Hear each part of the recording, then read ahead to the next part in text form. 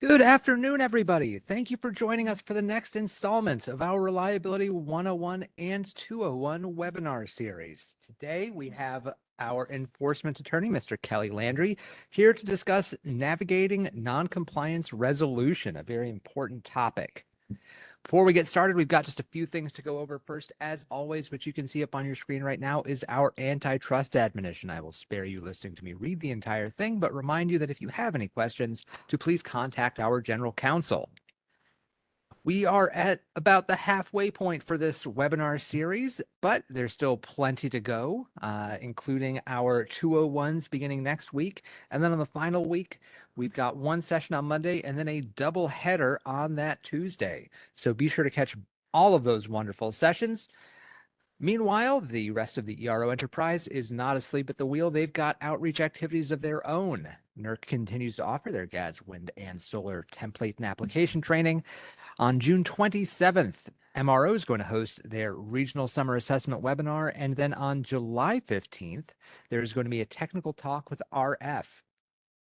As I mentioned to those of you who got here early, we will be using Slido for questions and answers. So if you have any questions, Slido is the place to put them in. To get to Slido, go to sli.do or slido.com and enter today's participant code, which as usual is TXRE, or you can scan the QR code in the lower right-hand corner of your screen.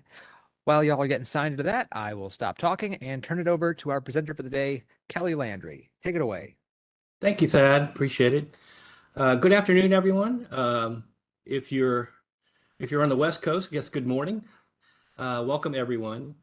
My goal today is to provide you with sort of a general overview of the enforcement process used by Texas RE, but also to give you somewhat of a behind-the-scenes view as well. But before I do that, I have four quick but important points. The first point is about terminology. I reference the word noncompliance a lot in this presentation, so it's important that we all understand what that means. A noncompliance is a failure to adhere to a particular NERC reliability standard and requirement by a registered entity. So two noncompliances of the same standard, but different requirements, those are going to be two different noncompliances. I have a link to the reliability standards at the top box here. Feel free to take a look at that. These standards are what we enforce at Texas RE. I use the term noncompliance and potential noncompliance, or PNC. I use those terms interchangeably, but technically speaking, all noncompliances are potential noncompliances until FERC approves them. So only after FERC approves them does the PNC become a true noncompliance. Also, I'm going to be saying the term the entity or entity a lot. What do I mean by that? I mean, the entity is you. The entity is the registered entity that is the subject of the noncompliance. Okay, so the second point is that our processing of a noncompliant, the record, a noncompliance, results in a determination of the quote unquote method of disposition. The disposition is the category of severity to which we treat a noncompliance. We'll get into the different disposition categories a little bit later in our discussion, but just know that there are different categories for treatment, and that these categories are the disposition. Okay, the third point, and probably actually the most important point, is that during the process, we work with entities to develop mitigation steps to address a noncompliance. We don't want the same noncompliance to happen a second time. So mitigation is very important. The fourth point, we, the enforcement department at Texas RE, we submit our recommendation to NERC, and then it goes to FERC. I want to emphasize that what we send to them is just a recommendation. NERC and FERC, they have the final say-so on these issues. Okay? All right, that ends my slide about the points here. Let's move on to the next slide, please. Okay, so this is the story arc of a PNC. And we go through this process together, the entity and Texas RE. We will touch on each of these steps individually as we go through our presentation today. But the first step is the identification of the PNC, or AKA also known as the method of discovery. Okay, next slide. There are three basic ways a PNC can be identified. The majority of PNCs are self-identified by the entity, and in which case they come to Texas RE as either a self-report or a self-log. That's self-identified. The next category is Texas RE identified PNCs, and they come to us through compliance engagements. The most typical is an audit. There's a third category, which is through a complaint. These come to us either submitted by a form under CMEP section 3.7 or the NERC compliance hotline. Candidly, complaints are very rare and they represent a very tiny portion of our issues that we address. Okay, next slide, please. Okay, as I mentioned, self-identification is the most common way PNCs are identified.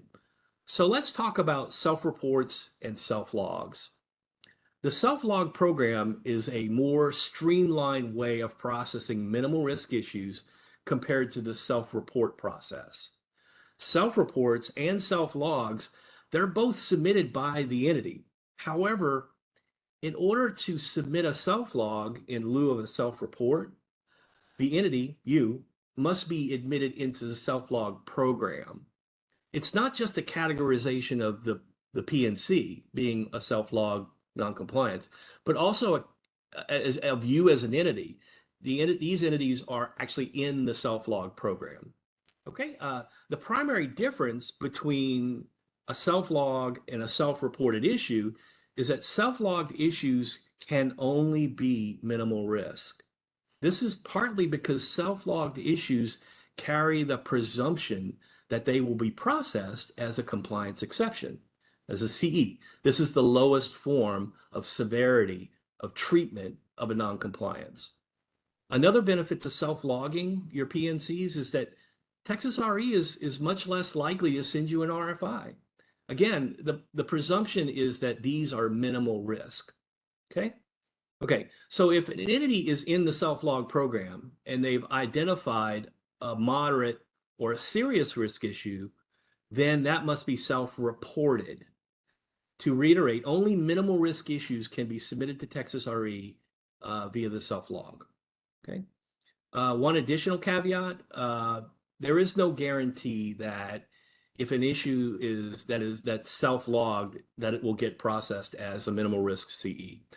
If during our review of the issue, Texas RE enforcement, if we determine that there's a decent amount of additional information that we're going to need through our RFI, or maybe that we determine that it's a moderate risk issue, or maybe it's a possible FFT, then we will recategorize that self-log issue. We will recategorize it as a self-report. And then we're going to carry out a bit of a deeper dive. Okay, so having said all of that, we encourage entities with a strong internal compliance program to apply for the self-log program. If you want some more information on it, we go to texasre.org, click on the enforcement tab. There's a lot of links in there for the program, and that's a really good place to start. Okay, so next slide, please. All right, so we just discussed the difference between how a self-report and a self-log can be processed and why you might choose one over the other. Now let's talk about what information you need to include in your self-report or self-log. When you get into the Align system, which is where you enter the self-log or self-report, these 5 categories up here, these are the categories of information that you're going to be asked to provide. Also, let me point out that if we need to send you an RFI, in all likelihood, our questions are going to address one or more of these 5 categories. Okay, next slide, please. All right, the first category of information we need is the when and the how.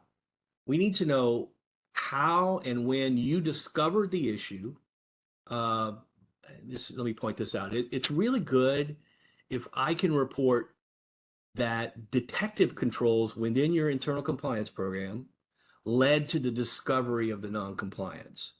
If that's what happened, then describe those events and describe those controls in your self-report. That way, I can include that information in my report to NERC. Okay, the next bullet speaks about start and end dates. Uh, these are vital. The start date is the day the first facility or device at a facility became non-compliant. Keep an eye out for the effective date of the standard because that can actually affect the start date of the non-compliance. Between the two, whichever is the most recent, that's the one that applies. Okay? It's not a big deal if you get this wrong in your self-report. I often have to fix this, but I just wanted to go over that for you a little bit. So the next bullet describes the non-compliance. I'm sorry. The next bullet is a description of the non-compliance. What we'd like is a little bit more narrative here. That would be really appreciated. Not all of the narrative would be included in my report to NERC, but all this information helps me understand the big picture. And that way, I may be less likely to send you an RFI if I understand all of it. Okay, so good narrative here is really appreciated. All right, next slide, please. Okay, so extent of noncompliance or EOC. This is where you describe your methodology for conducting an extensive condition review. If you looked at every facility or every device in your inventory, then say that. If you didn't, that's okay. Explain your methodology for picking those devices or facilities. The ask here is, after finding the potential noncompliance, did you look across the inventory to see if there were other facilities or other devices that may have also had the same issue? If the inventory is large, then you may want to look at a sampling methodology, but it has to be something that will give a high degree of confidence that the applicable patches, device ratings, whatever the required information is, we need to have a high degree that that information for the remaining inventory has also been checked and that it's reliably accurate. That's an extensive condition review. Also, keep in mind, it is very common, it's quite common for an entity to do an extensive condition review and find additional instances of noncompliance. That's not unusual. Okay? I hope that encourages you guys to do an extensive condition review. All right, next slide, please. All right, now let's talk about how to identify the root cause. The 5 whys, quote unquote, is the method where you ask repeatedly what caused that. So you ask what caused the noncompliance. Then you ask why did that happen, and then you ask yourself that 5 times. The idea is, after asking yourself 5 times, at that point you've probably identified the root cause. It may seem a little bit silly, but if you are sincere about this effort, it can work. So, for example, let's say an operator got an alarm, and the alarm indicated a condition that was supposed to be reported to the TOP within 30 minutes. This is just an example. Let's say the operator was supposed to do that, and the operator failed. This is, well, this is a common notification requirement. It's in several different standards. So what you want to do is you want to ask yourself, why did the operator not report the issue within 30 minutes as required? Maybe the condition occurred, but the alarm didn't go off. So the operator never knew about the alarm. Maybe the operator got the alarm, but didn't have a desk procedure or some kind of checklist to tell them what to do with the alarm. Maybe the operator got the alarm, followed the procedure, but then forgot about the alarm in all, the commotion that goes on in a control room. And then they ended up reporting it 33 minutes later, and, by then it's too late. You're not going to know the answers to those questions unless you ask yourself repeatedly, why did that happen? Okay, I hope that helps. There'll be a little bit more about root cause in the coming slides here. Next slide, please. Okay, let's talk about mitigation. Mitigation falls into two categories, and you need at least one of each. The first type of mitigation is the mitigation that ends the noncompliance. This is the activity that you were supposed to do, but you didn't. And that's what caused the noncompliance in the first place. Okay. The second type of mitigation is mitigation that prevents the noncompliance from happening again. Keep in mind that your mitigation needs to address the root cause. I frequently see self-reports that identify the root cause as human error or a failure by an employee to follow a procedure. But then the mitigation is that we, as a company, we, the entity, we revise the procedure to more precisely describe the required action. The true root cause in that scenario was not human error or failure to follow a procedure. Rather, the failure is in the procedure itself. It didn't precisely describe the required action. So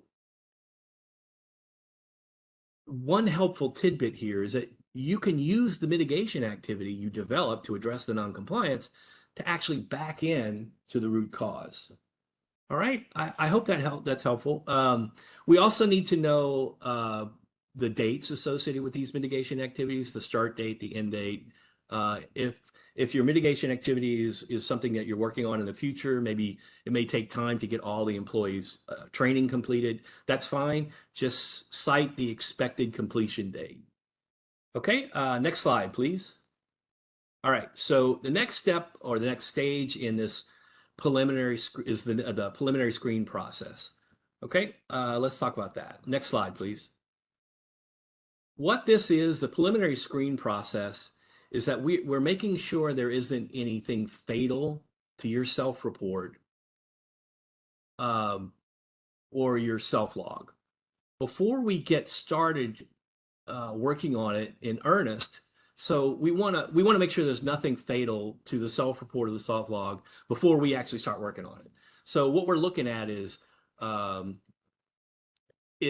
entity a registered entity? Is the standard and requirement applicable to you? Is the standard a GO and are you a GO? We make sure the new non-compliance is also not a duplicate of an open enforcement action.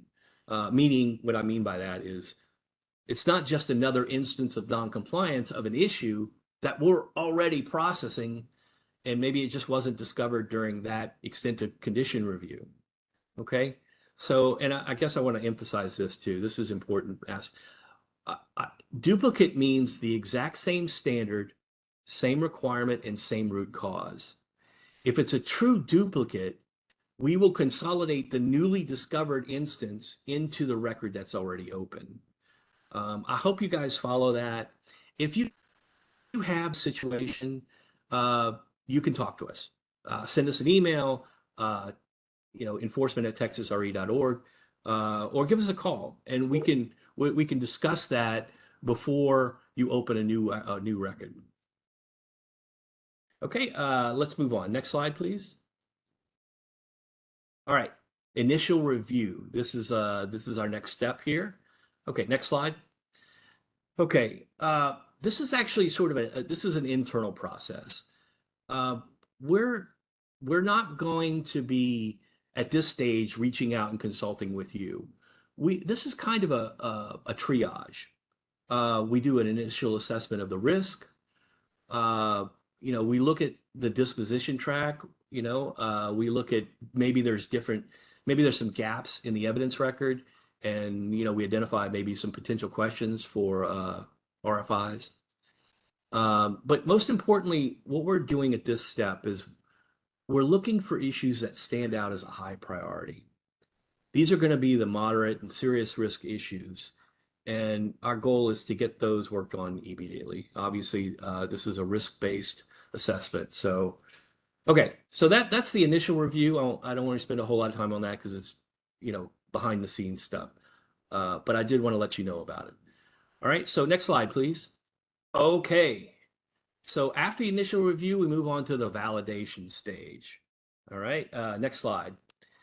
Okay, this is where all that information that you provided to us in your self report and your self log, that's where all that information comes into play.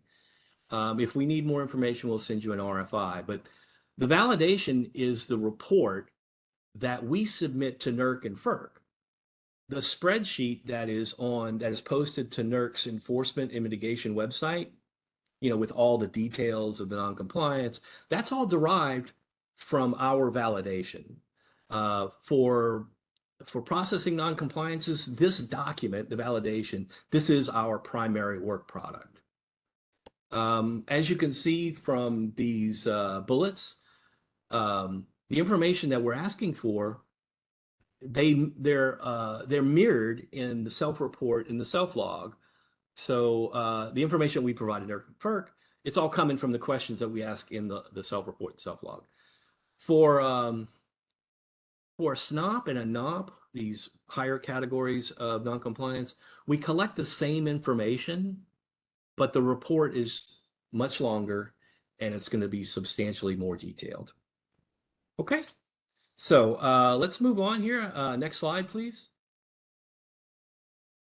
Okay, probably the most important part of a validation of our report that goes to NERC is the mitigation section.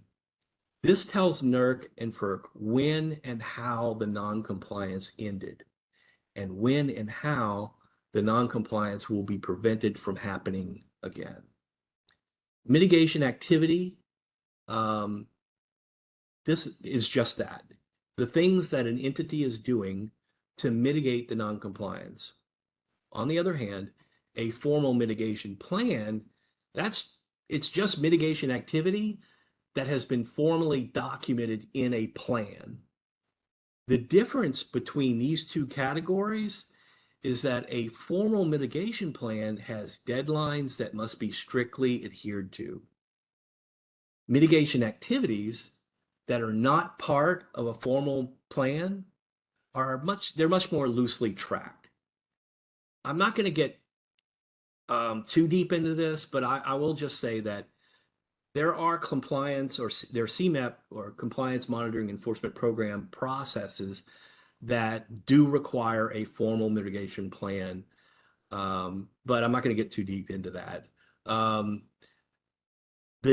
will say this: the default categorization for mitigation is just mitigation activity and no plan.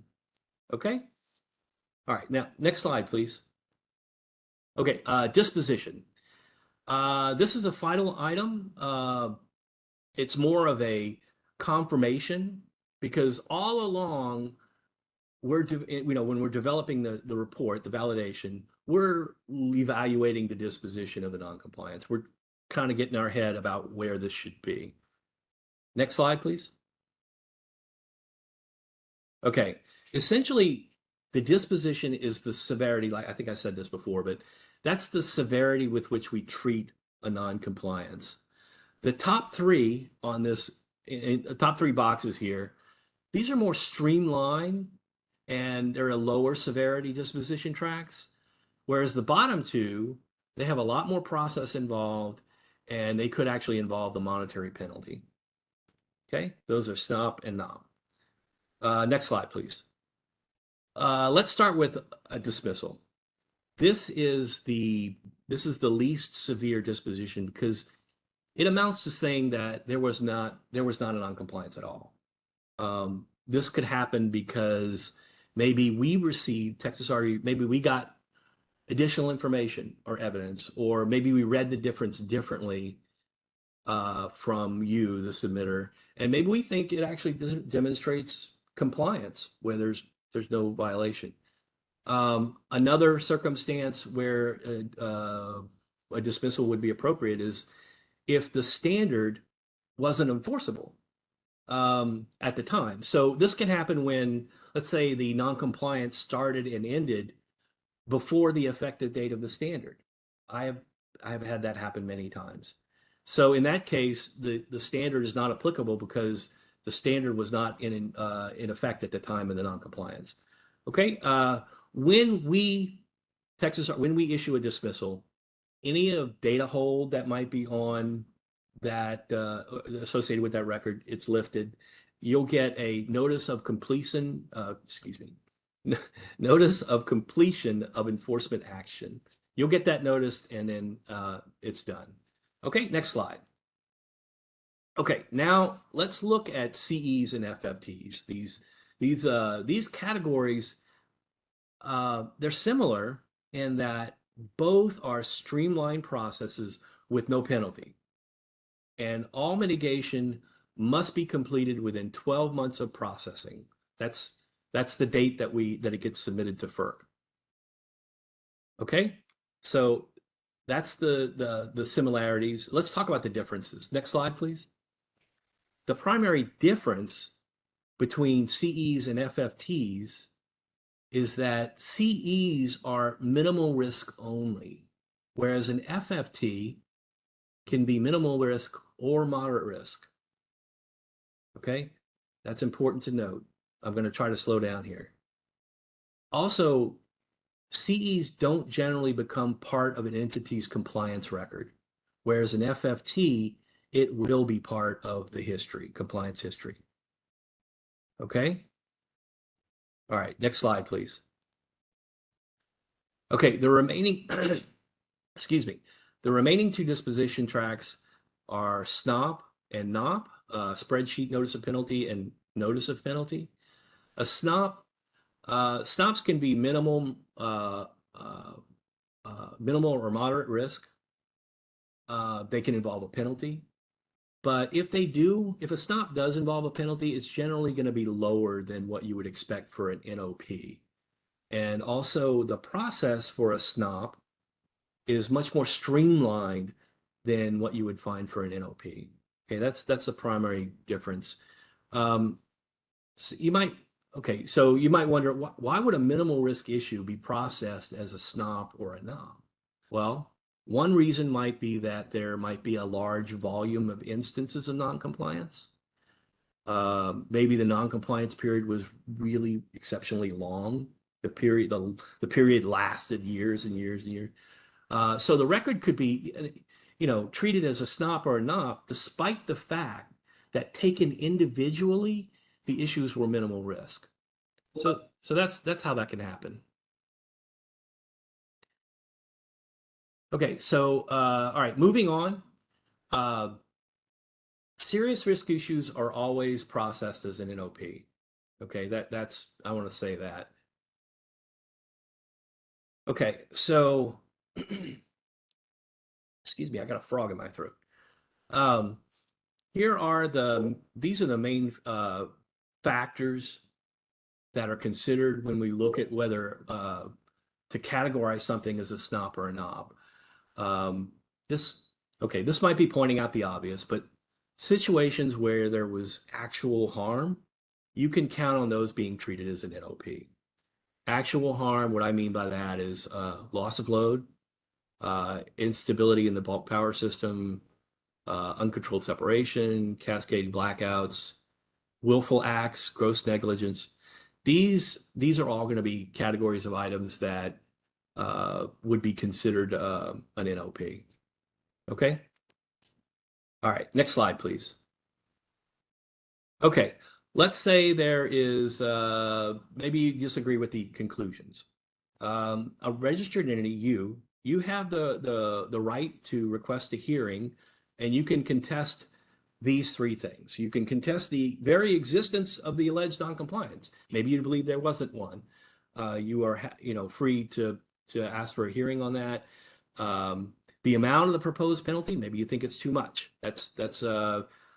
You are within your rights to request a hearing for that. And also, maybe you think that the mitigation plan milestones that we developed, maybe you think they're too onerous. You certainly can request a contested hearing for that stuff. Okay, like I said earlier in the slides, what Texas RE draws up, the validation, the report that we send, it's a recommendation, and it's ultimately up to NERC and FERC to make the final decisions on that. Okay, next slide, please. Okay, NERC.com has a plethora of helpful information. I find the page on compliance history, compliance guidance. That's very helpful. It gives you the best practices on how to implement particular standards. Really good stuff. Really good stuff. Next slide, please. Okay. Also, the enforcement and mitigation page. That can also be. This is at NERC.com. This can also be helpful if you're new to the self-reporting or self-logging issues. This page has all the prior non-compliances that NERC posts. They post it here. This has all the details of prior non-compliances. So you can look back and see how issues were described and mitigated by other entities by looking at the prior records. This can be really helpful when you're drafting your own self-report or self-log. Okay, next slide, please. Here's some helpful links. Again, we're going to post this presentation so you can use this actually as a jump off point to get to the rules of procedure, the mitigation plan user guide, self-logging program. We do have the links at texasre.org, but also this is the direct link to NERC's description of the self-log program, helpful information about how to use a line. There's all kinds of great information, great resources here. Okay, next slide, please. Okay, so here are our contacts. I would emphasize if you want to take the time and write out an email and sort of describe your issue, that's probably the best way. Send it to enforcement@texasre.org. If you want to talk to somebody in person, feel free to contact AJ, who is the assistant. This is an old slide because AJ is not the assistant manager. AJ is the manager of enforcement here at Texas RE, and Katie is, of course, the director of enforcement. So if you have, but the phone numbers are correct. If you want to contact those folks, please do reach out to those folks. Enforcement@texasre.org. Okay, before we get to questions, let me say thank you. Thank you for listening to me. Thank you, and I sincerely hope that these presentations have been helpful to you. Okay, so let's talk about the questions. Okay, so let me pull up the questions here. Hey, Kelly, you should be able to see them on your screen right now. Yeah. Okay. So is this the first one that came in? Yeah. Oh, we've got a whole bunch. Don't worry about it. Yeah. I see that. Okay. Can you explain again what you mean by backing into the report? Okay. That's a really good question. So what I mean by that is when you're developing when you're trying to find the root cause of a non-compliance, if you have already developed your mitigation steps to address the non-compliance, let's say your solution, one of your primary mitigation activity was to draft a a procedure document that you didn't have before. Well, that means that you didn't have a procedure in place before, right? So that's going to be the root cause of your non-compliance. You didn't have a procedure in place to assist the operator, or whoever it's applicable to assist them. So your root cause would be that you developed a procedure. So that's how you can back in. You can use your mitigation activity to back into what the root cause was. I hope that answers your question. If you need to ask me about it, feel free, give us a call. I'm happy to look into that some more. Okay, next question is, does mitigation activity have to occur after the PNC was discovered? And there's a whole lot more to that question, but I'm just gonna tell you straight up no. If you have mitigation activity um, if you have mitigation activity that occurred before the noncompliance, and if it's helping prevent the noncompliance from happening, then use it, then apply it, and it's good stuff. It doesn't have to necessarily happen after. We may look into that a little bit, but I will tell you that the odd part about that is, did okay, here's the issue. If you implemented mitigation activity and it was before the noncompliance occurred, well, then why didn't it prevent the noncompliance from happening? Okay, that's sort of the weird place you get when you're talking about the timing. Okay, so again, that's a toughie. Yes, I have seen very some really narrow circumstances where mitigation, excuse me, where mitigation activity did actually happen. Usually, it happens before the discovery of the noncompliance, but not necessarily before the actual non-compliance happened. Okay, don't want to spend a whole lot of time on that, but that's a good question though. Okay, because I want to move on because we've got a lot of questions here. For minimal risk issues, when might someone get a CE versus an FFT? Um, that's it's really hard to say that if X happens, then it's going to result in Y. So, minimal risk issues, this is sort of usually the factors that go into whether or not the disposition. One of the primary factors is the length of the noncompliance and how many devices or facilities were affected. So it's possible, I'm not saying that this will always happen, but if you had a minimal risk issue where taken individually, something is minimal risk, but it happened on a large scale, meaning it happened at a lot of different facilities. Well, in that circumstance, we may take something that could be minimal risk and sort of elevate that to an FFT.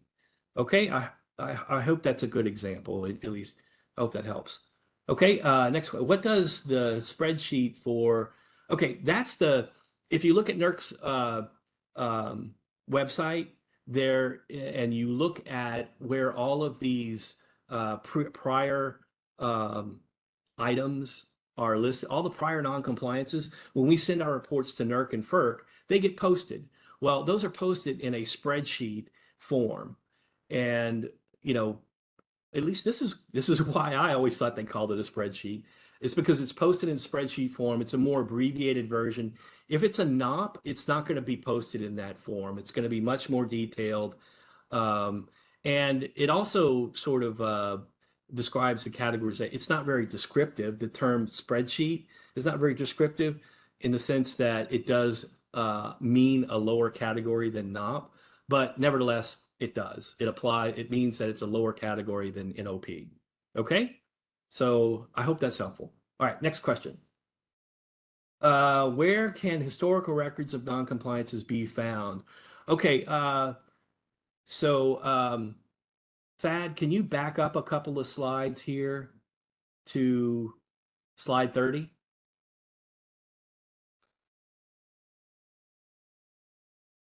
Uh, okay. Which are we in slide? Let me see. What? It might be 31. I'm sorry. I have my glasses on and I still can't see. Yes, I'm sorry. The net 31. Slide 31 is this is the enforcement and mitigation page. If you look here at this page, there are years, calendar years, 22, 21, and then there's all the different categories. If you click on that plus sign in front of compliance and exceptions, you're going to see all the CEs for this year that have been reported to NERC, and they're in a spreadsheet form. Okay, you'll see, and there's basically three different boxes. You're going to have the description of the noncompliance.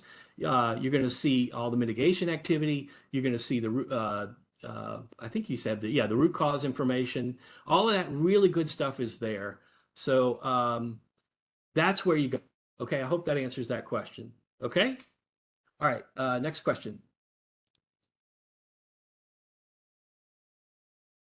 Let's see. Was that it? Kelly, it looks like that's it. You knocked them all Yay! out of the park. All right. I tried to squeeze all of them in because last time we kind of had a lot of questions and we didn't get through them all. Folks, I really hope that's helpful. It's sincerely. And just as a final note to say it again, if you need help, if you need something from us, if you need questions, look, reach out to us, enforcement.texasre.org, or give us a ring. We will answer the phone. All right. Thank you very much. Thad, I turn it back over to you. Great. Thank you so much, Kelly. Couldn't have said it better myself. But folks, if you have any general questions outside of the enforcement arena, you can also send those to information@texasre.org. Uh, I think we've all had plenty of time to enter questions, so I won't belabor that anymore. Thank you again for joining us today, folks. We've got one more Reliability 101 session this week. That is going to be tomorrow, and that is going to be on NERC data collection, events analysis, and guidelines. So do be sure to catch us for that. I hope you all enjoy the rest of your day, and we'll see you next time.